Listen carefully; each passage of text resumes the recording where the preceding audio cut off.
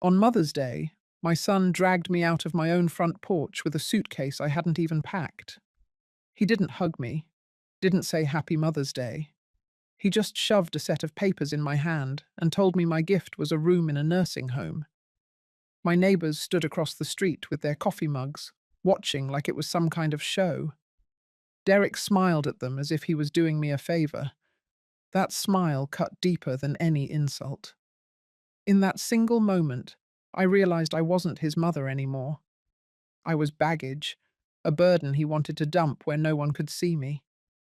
The air smelled of salt from the ocean, but all I could taste was humiliation. I had baked muffins that morning, set the table with the old blue plates, thinking he might sit and share breakfast like we used to. Instead, he slammed the car door, tossed my bag in the trunk, and announced for everyone to hear that I was finally going someplace better. I wanted to scream, but the words stuck in my throat. He drove me in silence, the radio playing too loud, drowning out my thoughts. I glanced at his profile, the same jawline as his father, the same eyes I once thought held kindness. Now they looked sharp, focused only on the road and the promise of money that came with my absence. The more miles we put between us and my home, the more it felt like I was being erased. The nursing home loomed like a prison, beige walls, windows too small to let in real light. Derek strutted in as if he owned the place, waving to the receptionist. He introduced me like a package being delivered. My stomach knotted when I saw the room. A single bed, thin sheets, the smell of disinfectant masking something rotten underneath.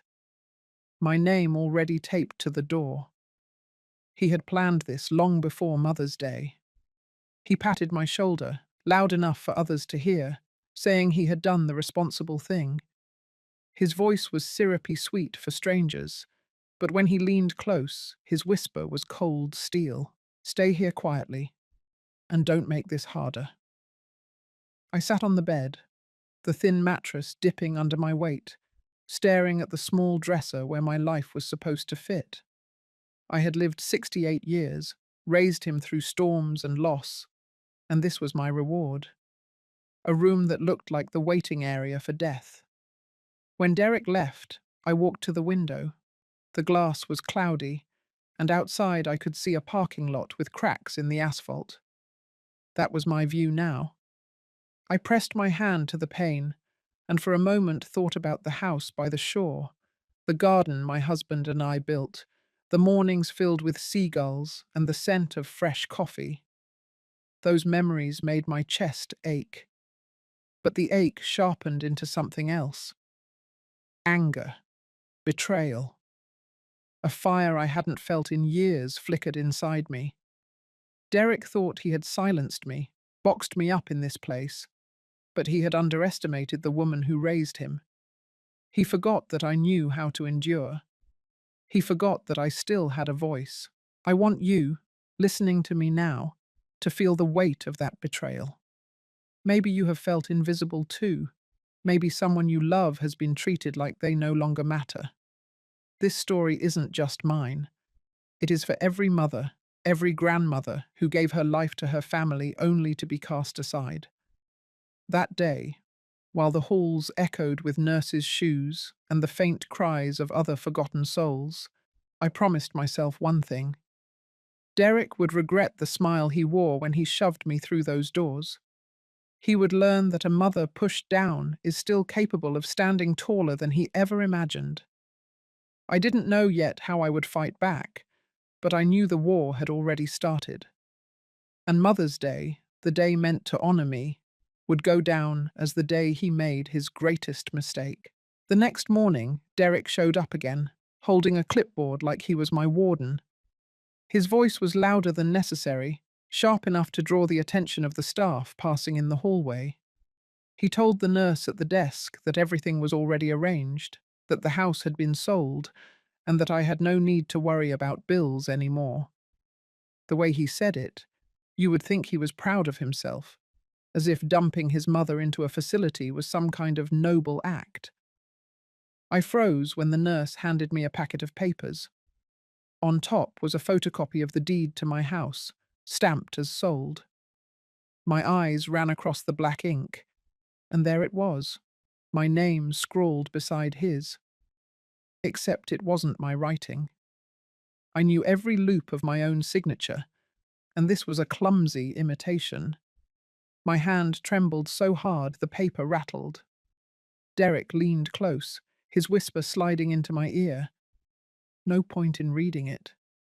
It's done. The house isn't yours anymore. The words hit me harder than the shove through the doors yesterday. My home, the place where I raised him, where I buried his father's ashes under the oak tree, was gone. My throat burned, but Derek didn't stop. He turned to the nurse with that slick smile. She has nothing to worry about. We'll handle everything. Just make sure she settles in here. I wanted to shout, to rip the papers in half, but my body refused to move.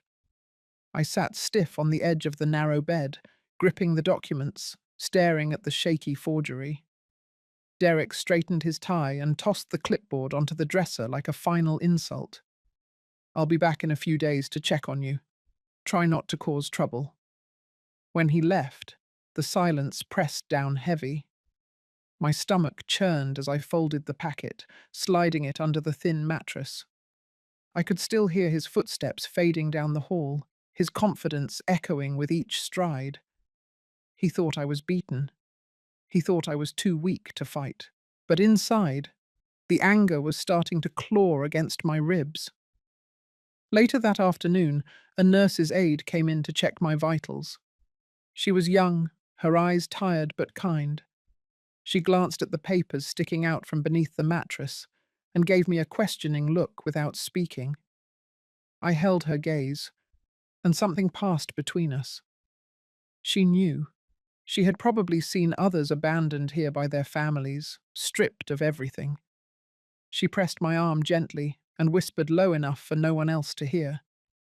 "You're not crazy. I believe you." Then she slipped out of the room before I could respond. That tiny sliver of validation sparked a flicker of strength. I wasn't completely alone. Someone had noticed. But the rage kept burning hotter. Memories collided in my head. I saw Derek as a boy, sitting at the kitchen table, his feet too short to touch the floor, eating the pancakes I made before my long shifts at the library. I remembered staying up late sewing his Halloween costumes, walking miles so he could have the car for school dances, selling my jewelry when tuition bills came. Every sacrifice replayed against the image of him standing tall, declaring that my home was his now. Night fell, and I lay awake listening to the sounds of the facility.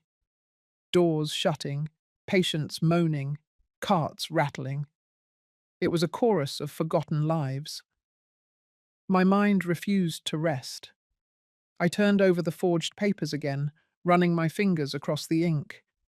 He had sold the house out from under me, bragging as though it made him a hero. And worse, he had done it in public. He had reduced me to nothing more than an obstacle in his pursuit of comfort. I thought of the neighbours watching on Mother's Day, their eyes flicking between pity and disbelief as Derek paraded me like an unwanted pet.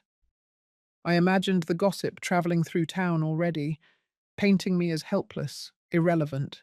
That humiliation dug deeper than the loss of brick and mortar. He had stolen my dignity. By dawn, I was pacing the small room, the band of rage around my chest tightening with every step. My reflection in the bathroom mirror startled me. My eyes were no longer soft. They were hard, sharp, unfamiliar. I touched the glass and whispered to myself, "No more."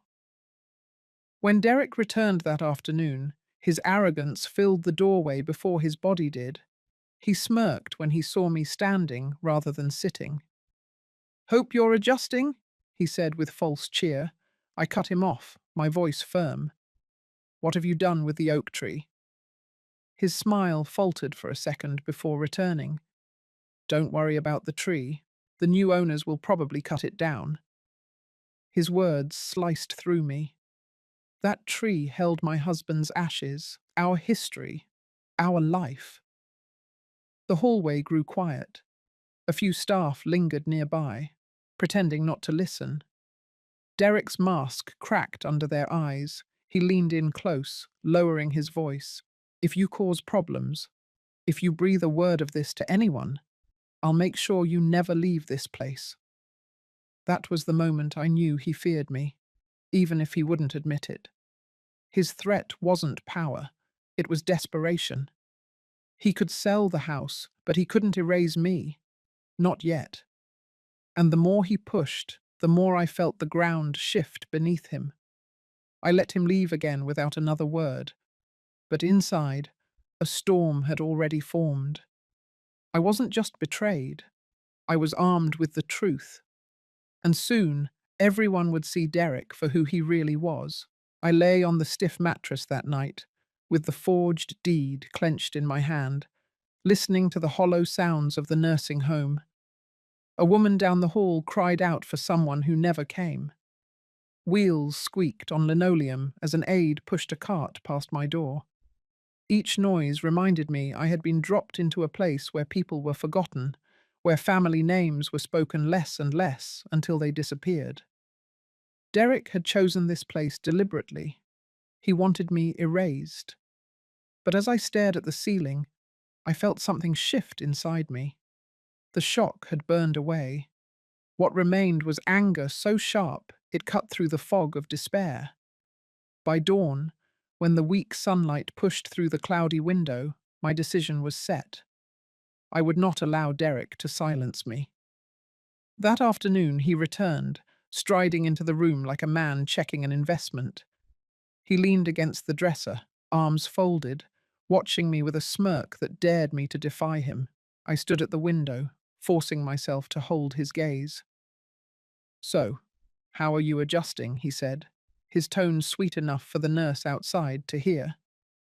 I lifted the packet of papers from the mattress and held them up. "This signature is not mine." His smile froze for half a second before twisting into amusement. He took a step closer and plucked the papers from my hand, crumpling them casually. "No one will believe you," he murmured low. "You are old, tired, and already tucked away. Everyone thinks I am the dutiful son who finally made the tough choice." His words struck me like blows, but I did not flinch. The nurse's aide from before passed by the door, her eyes darting to me, then to Derek. I caught the flicker of recognition there, the silent witness to his cruelty. I forced my voice to stay calm. "You think you've won, but you underestimate me." He barked a laugh, sharp and ugly. "You have no house, no money, no power. What exactly do you think you can do?" I let the silence stretch, watching him squirm. He expected tears, pleas, submission. Instead, he found a wall of fury. The moment cracked, and for the first time, I saw a flash of uncertainty in his eyes. When he left, I sat on the edge of the bed and pressed my palms together to steady them. Memories surged. Derek at 10 years old, his backpack too heavy, me walking beside him in the rain so he would not feel alone. Derek at 18, standing with his diploma, my pride spilling over as I clapped until my hands stung. All the love I had poured into him came back now as fuel for something different. If he thought age had dulled me, he was about to learn how wrong he was. That night, the storm inside me broke. I rose, pacing the room, whispering to myself that I would not die here. I would not vanish into the long halls of forgotten mothers. I replayed his words, his threats, the way he smiled for strangers while spitting venom at me in private. He had built his scheme on the assumption I was powerless. That assumption would be his downfall. The next morning I waited by the payphone near the nurse's station, timing my move when the hall cleared. The young aide noticed, hesitated, then slid a scrap of paper with a number written on it into my hand. "Call her. She's a reporter. Trust me." Back in my room, I dialed with shaking fingers. When the voice answered, warm and steady, I felt a rush of relief. It was Helen, an old friend from the library days who now worked for the local paper. I told her everything in a clipped, urgent voice: the forged signature, the sudden sale of the house, the way Derek had staged my removal as a generous act. She listened without interrupting, then said she would come by, pretending to visit a relative. Bring what you have. We will not let this disappear. When I hung up, my chest heaved with something between terror and exhilaration.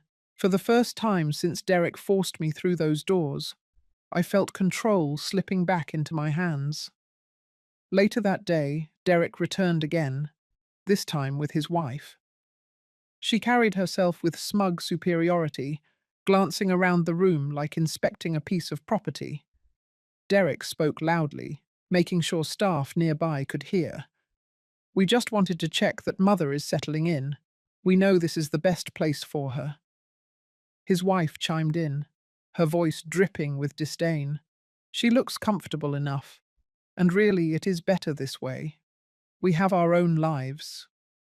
My nails dug into my palms, but I smiled thinly. Yes, I can see you have your own lives. The air between us tightened. Derek shot me a warning look, the kind that used to silence me when he was a teenager full of rage. But I was no longer afraid of that look. When they left, I pulled the packet of papers back from under the mattress, smoothing out the creases Derek had crushed into them. My eyes scanned the shaky signature, the fraudulent attempt to mimic me. I whispered into the quiet room. You made a mistake. You forgot who taught you to read. That night the halls were restless. Someone cried out down the corridor, and I sat awake, the papers spread across my lap. My heart pounded, not with fear, but with the clarity of resolve. Derek thought he had buried me alive in this place, but what he had really done was free me from the illusion that silence kept the family whole. I would fight. Not for the house, not even for the oak tree with my husband's ashes beneath it, but for every mother who had been treated like she was disposable once her usefulness ended. By morning, my plan was set. Derek's arrogance had given me the opening I needed. He thought he had stripped me of every weapon, but he had left me one: my voice. And I was ready to use it. I woke before the sun, my body stiff from the thin mattress, but my mind sharper than it had been in years. The forged deed lay flat across my lap, the evidence of Derek's betrayal staring me down. My anger had cooled into something harder, something precise. Last night I had made a vow to myself, but this morning I was ready to act on it. The hall outside my door was quiet. Nurses whispered, residents shuffled, but beneath it all I could feel the pulse of my decision pounding steady. I pulled my old leather purse from under the bed and reached deep into the lining. My fingers brushed against something I had almost forgotten: a folded piece of paper, worn soft with age. It was a page from my husband's journal, one he had left me after his heart attack years ago. The words were shaky but firm. Protect the house. Do not let anyone take what we built. That single sentence was all the fuel I needed. Derek had not only stolen from me, he had desecrated the last promise between me and the man I buried. By mid-morning, I made my move. I slipped into the hallway when the staff rotated shifts and walked to the common area where the payphone stood. My hand shook slightly as I dialed the number Helen had given me. When her voice came through, calm and steady, it was like the ground leveled beneath me. I told her about the forged papers, about Derek's act of parading me here like discarded furniture. She listened without a word, and when I finished, she said, "Bring what you have. I'll meet you this evening." The plan formed quickly in my mind, but it also meant I had to keep Derek from realizing I was no longer broken. That afternoon he arrived again, carrying a plastic bag of store-bought cookies as if the gesture made him a doting son. His wife followed, glancing around the room with open disgust. Derek placed the bag on the dresser, then gave me a pointed look. I hope you're adjusting. This place is safe. We have done what is best. I turned the words over slowly, steadying my breath. I met his eyes, my tone calm but sharp. I saw the deed. My name was forged. His smile slipped, and for the first time his wife's eyes flickered. Derek barked a laugh and shook his head. You must be confused. Old documents can look strange. He turned to the aide nearby, performing for the audience. She has been under stress. Sometimes she misreads things. I stepped forward, refusing to shrink. I know my own writing. That is not my signature. The aide froze in place, caught between duty and sympathy. Derek's mask cracked. His voice dropped low, venom dripping. Stop this. You will embarrass yourself. I held his gaze, my jaw set. You already did that for me. His wife tugged his arm, muttering for him to leave, but Derek leaned closer, his words sharp as knives. If you keep pushing, I will make sure no one hears you. He turned and strode out, slamming the door behind him. The silence that followed rang loud in my ears. My pulse thudded, but I did not tremble. He had shown fear. His threats were proof that my resistance mattered. As the evening stretched, Helen arrived, disguised as a visitor with flowers. She sat across from me in the lounge, pretending to be an old friend. I slid the crumpled packet of papers into her tote. Her eyes skimmed the shaky signature. Then she looked up, fire in her expression. This is not legal. He will not walk away from this. Hearing her words was like a blade cutting through the fog. For the first time, I felt the shape of justice forming. But beneath the relief, fury roared louder. Derek had stolen my home, humiliated me before neighbors, threatened to bury me alive in this facility. Tonight, the tide turned. Later, alone in my room, I replayed his smirk, his casual dismissal of my life. I pressed the page from my husband's journal to my chest and whispered a promise. He will pay. Not in whispers, not in secrets, but in front of everyone. My body was tired, but my mind raced. I envisioned Derek at the town hall, laughing among his friends, playing the role of a respectable man. I pictured myself standing there, holding the truth like a weapon, tearing the mask from his face. The thought made my blood surge. The humiliation he forced on me would be returned with interest. I sat at the window until midnight, the glow of the parking lot lights staining the glass. My reflection stared back at me, older, lined, but not broken, stronger. Tomorrow would not crawl like today. Tomorrow would be the first step toward ripping Derek's scheme apart, piece by piece, until nothing remained but his shame. The next morning, the air in the nursing home felt heavier, almost electric. Word had begun to move quietly between the staff that something was wrong with the papers Derek had pushed through. Helen had already taken copies, and she had promised me action. But I knew waiting in silence would give Derek the advantage again. I was finished with silence. By midday, the article appeared online. The headline was sharp and merciless. Local man accused of forcing elderly mother into nursing home to sell family home. The piece had every detail: the forged signature, the sudden sale, the spectacle he had made on Mother's Day. My name was in black and white, and so was his. It spread across the town faster than a storm front. When Derek stormed into my room that afternoon, I knew he had seen it. His face was tight, the confident smirk stripped away. He slammed the door behind him, and his voice snapped like a whip. What have you done? I didn't move from the chair by the window.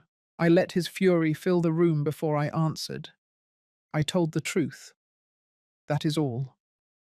He paced the floor, pulling at his hair, muttering curses under his breath. You think this makes you look noble? You think anyone will believe a bitter old woman? His words were knives, but they bounced off me now. I leaned forward, my voice steady. They already believe it. They are reading it right now. He stopped pacing, his eyes narrowing into something darker. You have no idea what you have started. I can bury you here. I can make sure no one listens again. I stood slowly, every bone in my body screaming, but my spirit stronger than it had been in years. You underestimated me, Derek. You thought I would stay quiet. That was your mistake. The silence that followed was thick, broken only when the young aide from before appeared in the doorway, her eyes wide. Derek turned on her, barking for her to leave, but she stood her ground. I saw the fear in her face, but also defiance. She had read the article too. That night, Helen called the facility, her voice cutting through the static of the old phone. She said the paper was already preparing a follow-up story, this time with direct quotes from staff who had witnessed Derek's behavior. She asked if I was ready to go public in person. I didn't hesitate. Yes. The next day, the nursing home lounge was crowded with residents, staff, and townspeople. Helen had arranged it like a community meeting, but everyone knew what it really was. I sat at the front, my hands folded tight, the forged deed on the table beside me. Derek burst in halfway through, his wife trailing behind, her face pale with panic. He raised his voice immediately, drowning out the quiet murmurs. This is all lies. She is confused. She doesn't know what she is talking about. I stood, my body trembling but my voice clear. My son sold my house using a false signature. He locked me away in here to silence me. He smiled at my neighbors as he shoved me through those doors. That is the son I raised. Gasps rippled through the room. Derek's face flushed red. He lunged forward, his finger jabbing at me. Stop talking, right now. Helen stood quickly, holding up a small recorder. Everyone here deserves to hear what you said when you thought no one was listening. She pressed play, and Derek's voice filled the room. Cold, detached. When she dies, we sell it all. We take the money and move on. The room erupted. Some shouted in disbelief, others muttered curses. Derek's wife shrank back, tears spilling as the mask slipped from his face. He tried to grab the recorder, but two staff members stepped between us. His voice cracked, desperate now. That recording is nothing. She twisted my words. But the damage was done. He had been exposed not just as greedy, but as cruel, willing to mock his own mother's death as profit. I turned to him, my voice shaking but louder than I thought possible. You wanted the world to see me as weak. Today, they see you. He froze, staring at me, chest heaving. For the first time, I saw fear. Real fear. His control was slipping through his fingers, and he knew it. Helen closed her notebook with finality. This story is only beginning, and the truth will not go away. The crowd broke into whispers, cameras from local stations flashing, staff murmuring to one another. Derek stood alone, the weight of his downfall pressing into his shoulders. I sat back down, my pulse racing. The humiliation he had handed me on Mother's Day had been thrown back at him, doubled, magnified, and branded into his reputation forever. I looked at the forged papers, then at Derek's face, pale and twisted in rage. For the first time in weeks, I felt something close to satisfaction. He wanted me invisible. Instead, I had become the mirror that showed him what he really was. The community meeting had left Derek rattled, but he was far from finished. I could see it in his eyes when the crowd broke apart, when people whispered and pointed at him. He would not go quietly. Pride and greed had been his armor for too long, and stripping it away only made him more dangerous. That evening he returned to the nursing home. His footsteps thundered down the hall before he even reached my door. The young aide who had quietly supported me tried to stop him, but he shoved past her, storming into my room like a man possessed. His voice filled the space, sharp and venomous. "You think you humiliated me. You think that pathetic article and a cheap recording will ruin me." I sat in the chair by the window, spine straight, waiting. He expected fear. Instead, he found my calm stare. "You ruined yourself, Derek. Every word was yours." He laughed bitterly, running a hand through his hair, pacing the floor like a caged animal. "You are old and bitter. No one will remember your words. They will remember me, the son who took responsibility." He turned suddenly, pointing a trembling finger at me. "I gave you comfort. I gave you care. And this is how you repay me." I rose slowly, leaning on the armrest but steady. "You gave me chains. You paraded me like trash in front of the neighbors. That was your gift." His face twisted, fury breaking through the thin layer of control he had left. He grabbed the chair I had been sitting in and slammed it against the wall. The sound echoed through the hallway, drawing startled gasps from passing staff.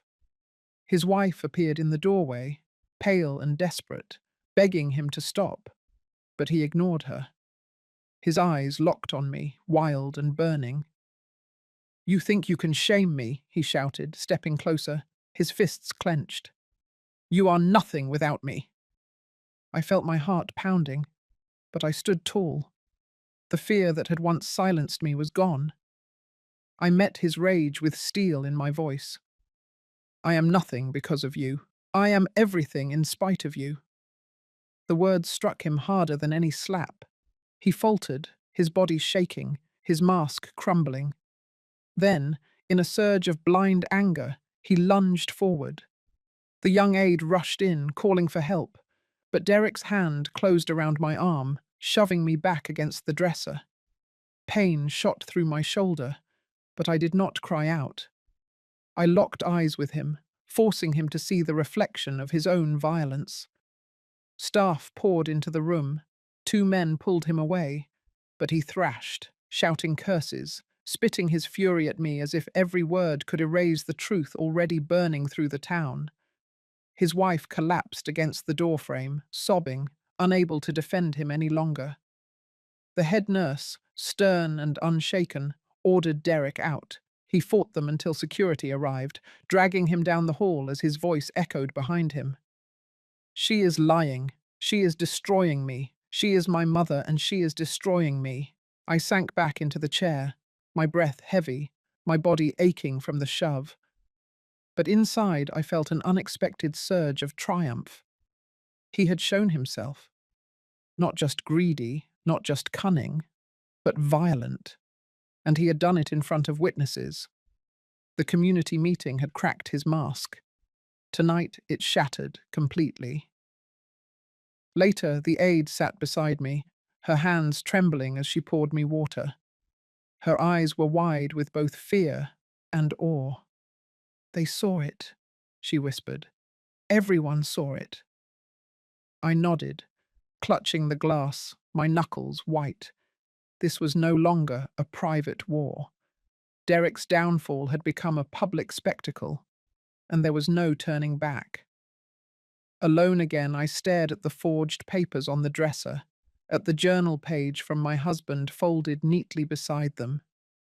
My body hurt, my shoulder throbbed, but my resolve had never been stronger.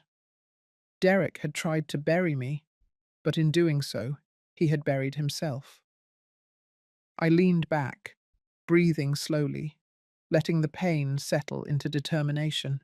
The battle was no longer about the house, the deed, or even the oak tree in the yard. It was about something deeper: dignity. The right to be seen, to be valued, to not be erased by the very blood you brought into the world. I whispered into the quiet room, my voice steady and unshaken. You wanted a war, Derek. Now you have one. The attack in my room had left a bruise on my shoulder, and a sharper bruise on Derek's reputation. Word spread quickly inside the facility and beyond. Staff whispered, residents watched, and the small town began to buzz with outrage. What had started as whispers was now a firestorm, and Derek was standing in the middle of it. But instead of retreating, he decided to push harder, to confront me in the most public way possible. 2 days later, the nursing home held its monthly community gathering in the main hall. Families came to see their relatives, local officials often stopped by, and the press had begun circling because of the story Helen broke. Helen herself was there, notebook in hand. I knew Derek would not be able to resist showing up. He thrived on performance, even when his mask was cracking. When he entered the hall, the air shifted. His voice carried across the room before he reached me. There she is, my mother, the woman trying to ruin her own son. He spread his arms wide, playing to the audience. You all know me. I have cared for her. I have sacrificed. And this is what I get in return. The crowd stirred uneasily.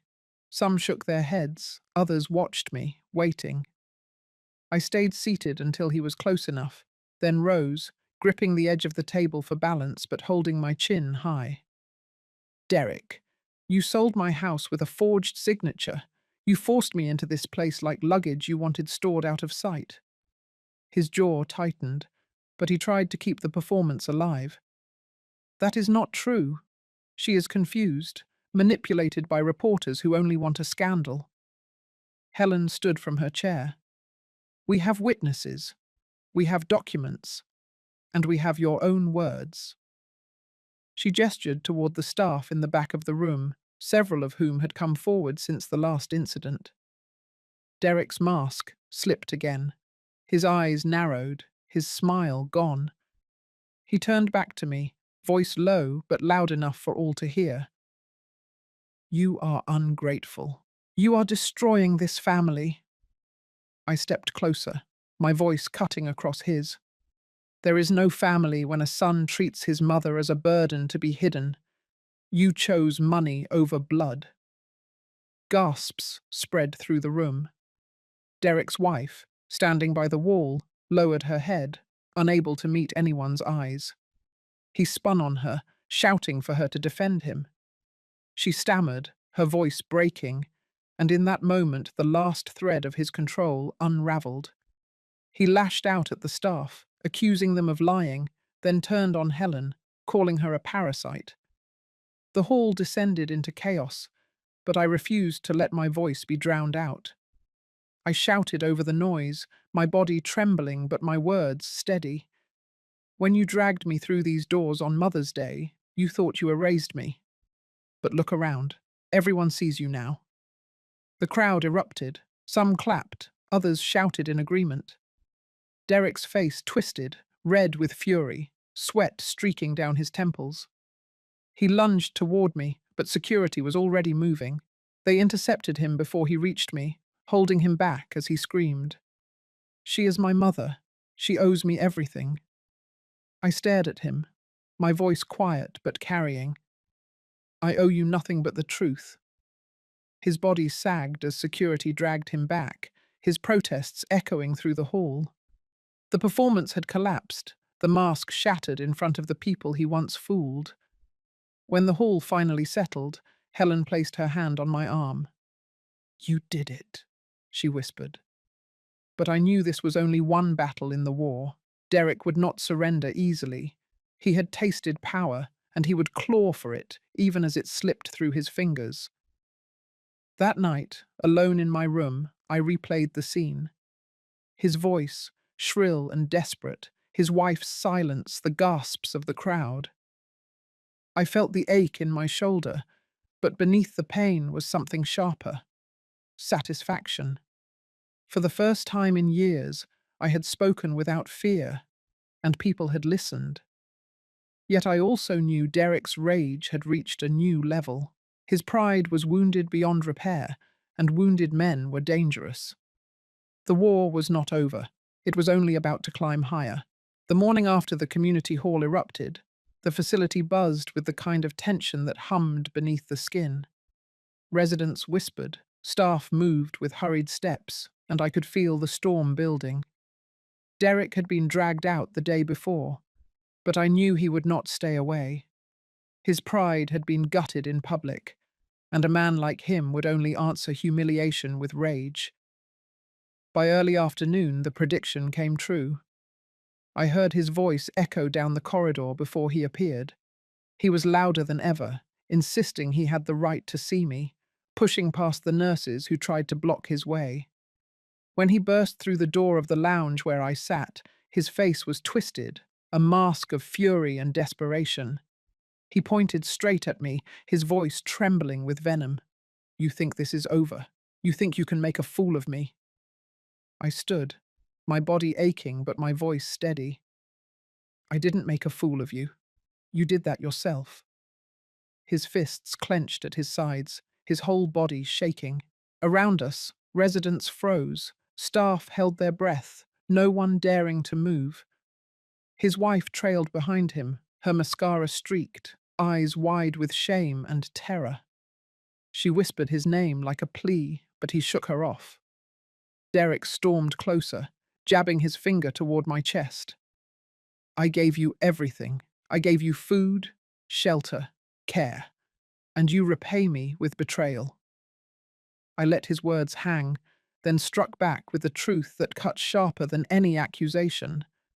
"You gave me nothing but chains. You stole my home, you mocked my life, and you tried to bury me alive in this place."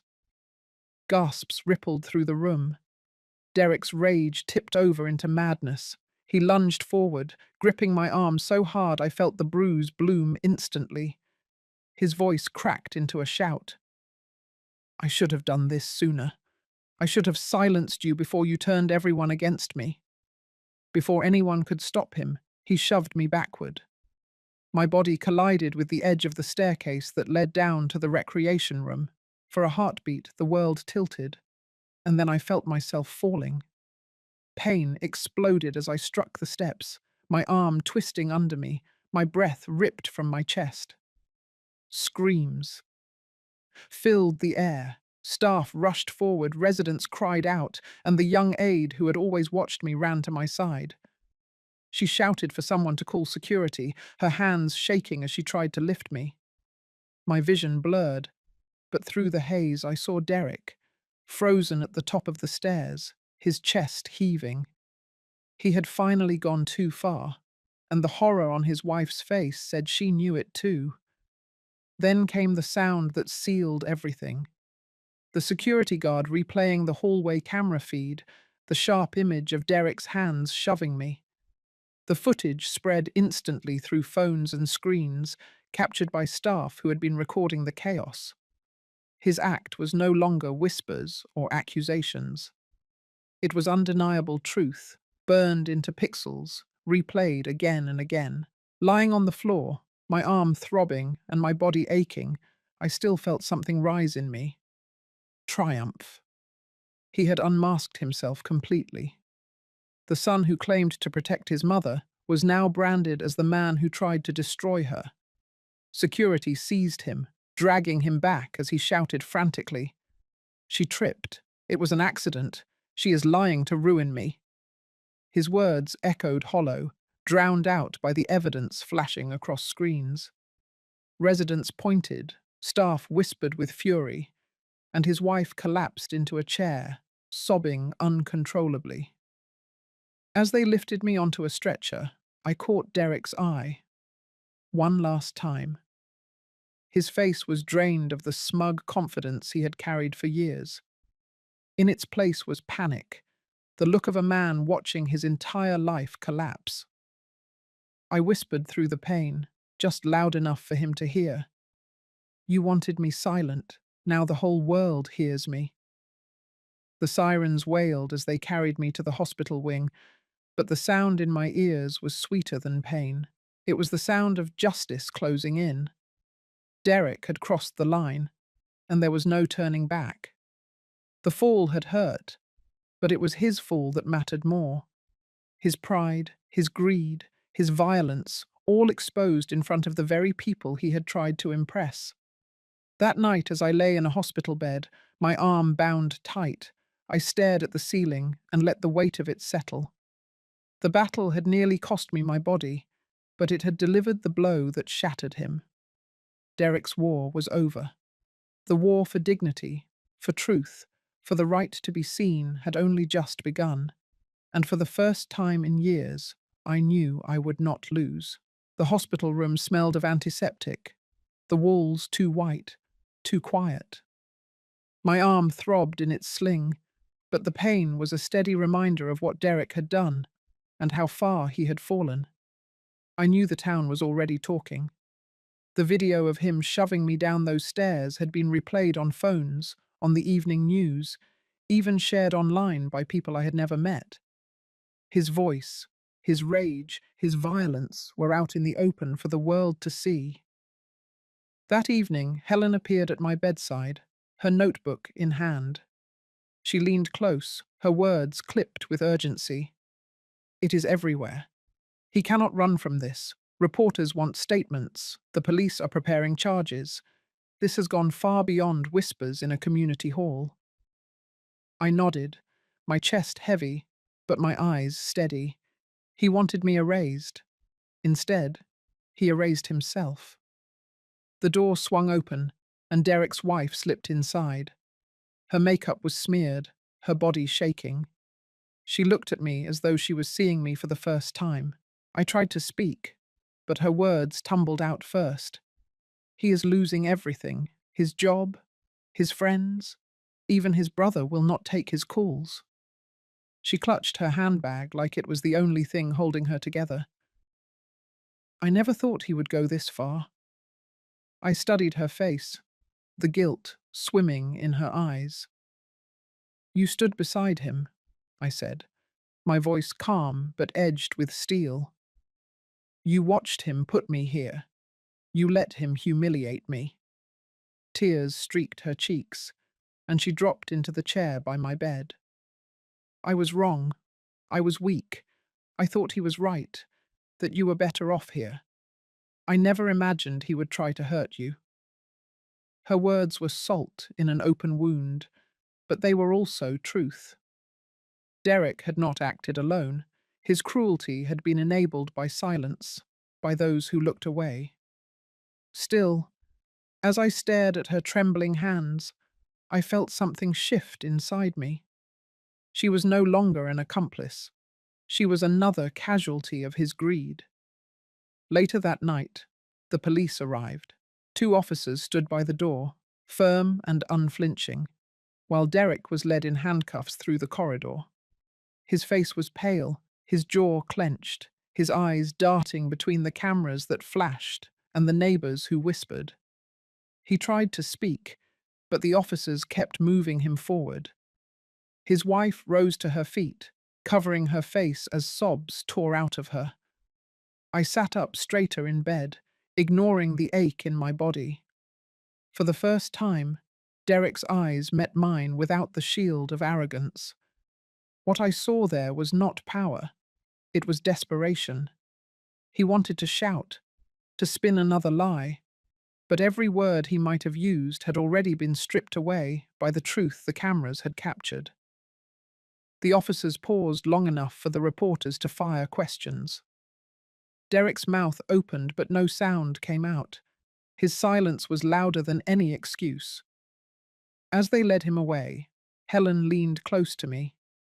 "The town will never forget this. He is finished."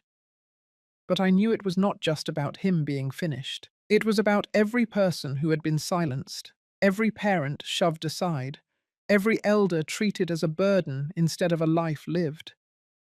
Derek had become the face of that cruelty, and now his downfall carried the weight of something larger. The following morning, the headlines were brutal. Local man arrested for elder abuse. Video shows violent attack on mother. Each article painted him not as a son, but as a predator, a warning to others who thought their parents could be discarded. My picture sat beside his on the front page, me in a sling, him in handcuffs. The contrast said everything. Neighbours came by the hospital, some with flowers, others with apologies. I heard them murmur about how they had believed Derek's story at first, how convincing he had been. One older man gripped my hand tight and said, "We see you now. We will not look away again." Lying back against the pillows, I closed my eyes and let the words sink in. For weeks, Derek had tried to erase me, strip me of dignity, silence me. But here I was, alive, heard, and stronger than he ever imagined. His downfall had not only freed me, it had opened eyes across the community. That night, as the lights dimmed and the halls quieted, I let myself breathe. The war was not over. There would be trials, testimonies, legal battles. But the tide had already turned. Derek was no longer the man who controlled the narrative. He was the man in the orange jumpsuit. His violence burned into permanent memory. I whispered into the dark, not for him, but for myself. You thought you ended me, but I am the one who ended you. The courthouse was packed. Reporters lined the back wall, neighbours filled the benches, and the air carried the kind of tension that made every breath feel heavy. I walked slowly down the aisle with my arm still bound in its sling, but I held my head high. Each step echoed with the weight of months of humiliation and the sudden shift of power. Derek was already seated at the defendant's table, his suit wrinkled, his eyes dark with sleeplessness. He looked smaller than he ever had before, stripped of the arrogance that once cloaked him like armor. The judge entered, and silence fell. The proceedings began quickly. Derek's lawyer tried to open with words about family loyalty, about misunderstandings, about an ungrateful parent twisting the truth. But the room bristled with disbelief. People had seen the video, had heard the recording. His lawyer's words were brittle against the hard facts. When the time came, Helen stood and read aloud the evidence collected. The forged deed, the financial papers, the testimony from staff who had witnessed Derek's rage. Every word struck like a hammer. Derek shifted in his seat, sweat gleaming on his forehead, his jaw tightening with each new revelation. Then came the video. It played on a screen at the front of the courtroom, the sound of his voice filling the room. Everyone watched as Derek's hands shoved me down the stairs, his fury plain, his words dripping venom. The gasps that filled the courtroom hit harder than any gavel. The judge leaned forward, eyes narrowed, and Derek's shoulders slumped as though the weight of his actions had finally crushed him. I was called to speak. The clerk swore me in, and I stood before the room, my heart steady but my hands trembling slightly. I looked at the judge, then at the people gathered, and finally at Derek. My voice did not waver. On Mother's Day, my son dragged me from my home. He forged my name, sold my house, and locked me in a place he thought would silence me. He called it care. It was betrayal. I gave him my life, and in return he tried to erase me. The room was silent, every eye on me. I continued. This is not just about me. This is about every mother, every father who has been treated as a burden. We are not burdens. We are not disposable. Derek wanted the world to believe I was nothing. But today, the world sees the truth. I turned my eyes on him. Derek stared back, his mouth tight, his eyes glassy. For the first time, he could not look away. I let the silence stretch, my words settling into the walls of the courtroom. The prosecutor rose, building on my statement with precision. Derek was not a man overwhelmed by responsibility. He was calculated, manipulative, and dangerous. He had stolen, he had lied, and when exposed, he turned to violence. The case was no longer about paperwork or property. It was about abuse, about the dignity of the vulnerable, about the truth of who he really was. Derek's lawyer tried to salvage him with character witnesses, but each attempt crumbled under cross-examination. Former co-workers admitted he had always been temperamental. Neighbors whispered about how he flaunted money that was not his. His wife, pale and broken, gave testimony that ended it all. Her voice cracked as she admitted she had stood by while he forced me into the nursing home. She wept as she confessed she had been complicit, but that she never imagined he would try to hurt me. The courtroom shifted, every eye on Derek, as his wife's tears confirmed what the world already knew. By the time closing arguments began, the outcome was sealed. Derek sat slumped, his tie loose, his hands gripping the table as if it could keep him from sinking. His lawyer mumbled through a weak plea for leniency, but the room was unmoved. The judge's words rang like steel. The evidence is clear. The defendant is guilty of elder abuse, forgery, and assault. The sentence will reflect not only the crimes, but the cruelty with which they were carried out. The gavel struck, and the courtroom erupted in whispers. Reporters scribbled furiously, neighbors shook their heads, and Derek's wife collapsed into sobs. Derek himself froze, his mouth slightly open, his face pale. He looked at me one last time, eyes wide with something between hatred and despair. I did not flinch. I held his gaze, steady, until the bailiff placed a hand on his shoulder and led him away in cuffs. Walking out of the courthouse, the sunlight hit my face, warm and sharp. For months I had lived under the weight of betrayal, humiliation, and fear. Today I had watched that weight shift onto the shoulders of the man who had put it there. Derek's downfall was complete, not because I had destroyed him, but because he had destroyed himself. As the crowd dispersed, I stood on the steps, breathing deeply, letting the noise fade. The war for my dignity had been fought in public, and the victory was not just mine. It belonged to every person who had been silenced, every elder who had been treated as less than human. Derek was gone, but the truth remained, bright and unshakable. The courthouse emptied, but the noise of the verdict still echoed in my mind. Guilty. The word had carried the weight of every bruise, every humiliation, every night I lay awake wondering how my own son could betray me. Yet even as the judge's gavel faded, I knew there was one final confrontation waiting. It was not in front of cameras or a crowded room. It had to be face to face, stripped of audience and performance. 2 days later, the police arranged a short meeting. I was led into the visitation room, the walls grey, the air heavy with the faint smell of disinfectant and sweat. The glass partition separated us, a phone receiver dangling at each side. Derek sat there, already in his orange uniform, his hands cuffed. He looked older than he had in weeks, his shoulders slumped, his eyes hollow. For the first time, I saw my son without the armor of arrogance. He lifted the receiver slowly, his voice cracked and raw. "You destroyed me." I pressed the receiver to my ear, my grip steady. "No, Derek, you destroyed yourself."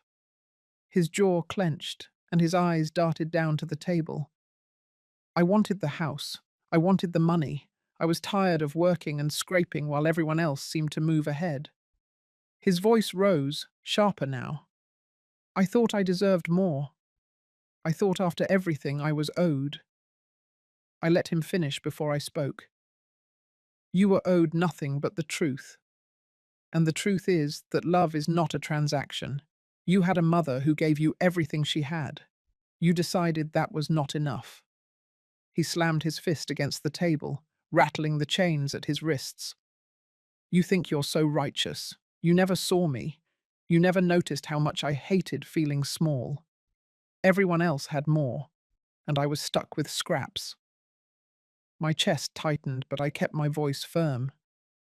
I noticed.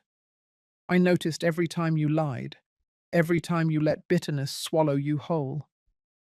I noticed the boy who once held my hand, and the man who chose to let greed replace love.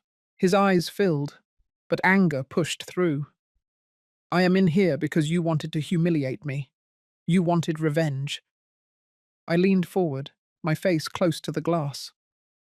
I wanted justice. You humiliated yourself when you dragged me through those doors. You betrayed yourself when you signed my name. You condemned yourself when you shoved me down those stairs. For a moment, silence pressed between us. His lips trembled, his eyes darting back and forth like a cornered animal. Then his voice broke into something almost childlike.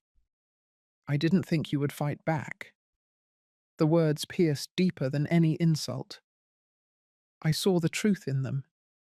He had believed I was weak, that age had stripped me of will. He had mistaken endurance for surrender. I spoke quietly, my voice laced with steel. You thought wrong. He lowered his head, his shoulders shaking. His voice dropped to a whisper. What happens to me now? I let the silence linger, then answered. That is not my choice. That is the consequence of your own. The guard signaled time, but I kept my eyes on him as I set the receiver down. Derek raised his head, tears streaking his face, his mouth open as if to speak again. But no words came. The chains rattled as the guard led him away, and for the first time in my life, I did not follow him with my eyes. Walking out of the facility, the air outside felt sharp, almost cleansing. I knew the trial had been the public ending, but this was the private one. Derek had looked into my eyes and seen himself stripped bare. Not a son, not a caretaker, not a man in control, just a human being broken by his own greed. The pain in my shoulder throbbed as I walked, but beneath it was something steadier, stronger. The story was not just about his collapse. It was about reclaiming my own voice, about standing even when he tried to bury me. As the car pulled away, I closed my eyes and let the final truth settle. The fight was ending. What remained was the path toward healing, the space where forgiveness and justice would meet. And in that space, I would decide how the story of my life would continue, free of his shadow. The days after the sentencing passed quietly, almost unnervingly so. The town, once alive with gossip and flashing headlines, began to settle. Neighbors who once whispered with suspicion now greeted me with warmth. The same people who had looked away when Derek paraded me into the nursing home now came with flowers, with meals, with apologies that felt clumsy but sincere. I accepted them, not because I needed their pity, but because I knew the truth had been seen, and that mattered more than any apology. The nursing home released me not long after. Helen drove me back to a small apartment she had helped me secure. It was modest, clean, with sunlight pouring through wide windows. It was not the house Derek had stolen, but it was mine, chosen on my terms. When I set my bag down on the table, I felt something loosen in my chest. It was not defeat. It was freedom. Healing did not come in one moment. My arm ached every morning, a physical reminder of the fall. Nights carried shadows of Derek's rage, the memory of his hand on my arm, his voice breaking into violence. But with each day, the weight lessened. I began walking in the mornings, slowly at first, then longer, breathing in the air without fear of being watched or silenced. Letters started arriving, some from strangers who had read about the case, others from people in nearby towns. Older women wrote about their own sons or daughters, about the fear of being discarded, the loneliness of feeling invisible. Some thanked me for standing, for speaking when they could not. I read each letter, tears sometimes clouding the words, and I realized this was bigger than Derek. This was about all of us, about every parent fighting to be seen as human rather than a burden. One afternoon, Helen visited with papers in hand. She told me the authorities were setting up a local outreach program for elder protection, born out of my case. She asked if I wanted to speak at the opening. At first, I hesitated. I had already exposed so much of myself, my pain, my family's betrayal. But then I thought of the letters, of the faces of residents at the nursing home who had watched me stand in that hall. I agreed. The day of the event, I stood before a modest crowd at the community centre. My arm was healing, my voice steady. I told them what had happened, not as gossip, but as truth. I spoke of silence, of how quickly dignity can be stolen when people look away. I spoke of courage, of the strength to speak even when your own family turns against you. And I told them something else, something I had learned through pain, that justice is not only punishment. Justice is remembering who you are when others try to erase you.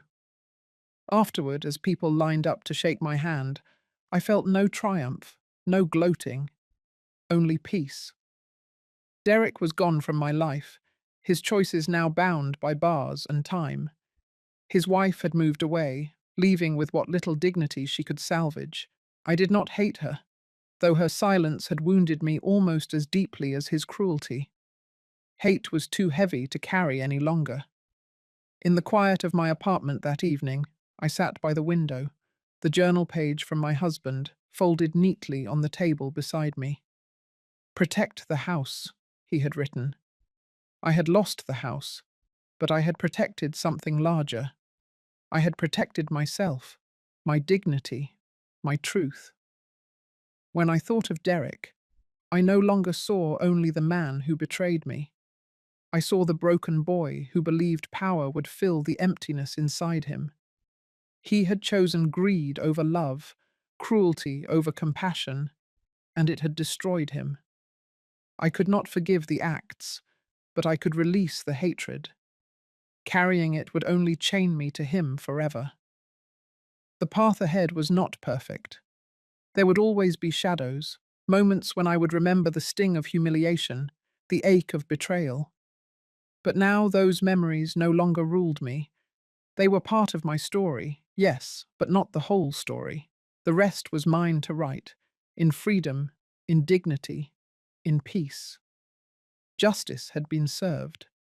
Forgiveness, in its quiet form, had followed. And for the first time in years, I felt whole. If you've stayed with me until the end of this story, I want to thank you. What happened to me may sound dramatic, but for many families, elder neglect and abuse are real, painful truths. Have you ever witnessed someone older being mistreated or silenced? Share your thoughts in the comments. Your voice matters, and by speaking out, we can make sure stories like mine are not just tales of survival, but reminders that justice and dignity belong to us all.